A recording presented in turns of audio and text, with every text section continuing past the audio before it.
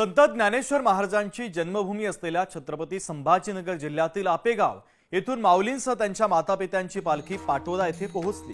यावेळी संभाजीनगरचे खासदार संदीपान भुमरे यांचे चिरंजीव विलास बापू भुमरे यांनी पालखीला भेट देत पालखीचं दर्शन घेत वारकऱ्यांसोबत संवादही साधला।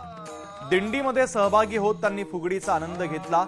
यावेळी ज्ञानेश्वर महाराज संस्थानचे अध्यक्ष ज्ञानेश्वर महाराज कोल्हापूरकर यांनी त्यांचा सत्कारही केला।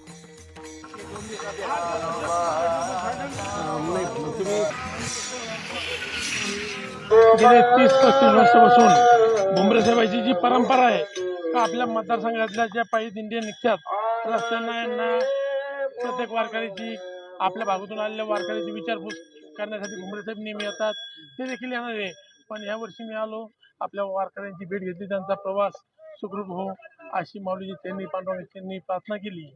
आणि या प्रसंगी एवढं सांगू इच्छितो कारण की आज जर बघितलं पण तर वारकरी एकदम आनंदामध्ये म्हणजे जो हरिनामाचा गजर करत हा पायी प्रवास चालू आहे। पांडुरंगाच्यांनी एकच साकडं घालू का चांगला पाऊस पडू दे, आमचे शेतकरी असेल, कामगार असेल, व्यापारी असेल, यांचे चांगले दिवस म्हणजे सुख समृद्धीने महाराष्ट्रात नांदू दे हीच या प्रसंगी प्रार्थना करतो।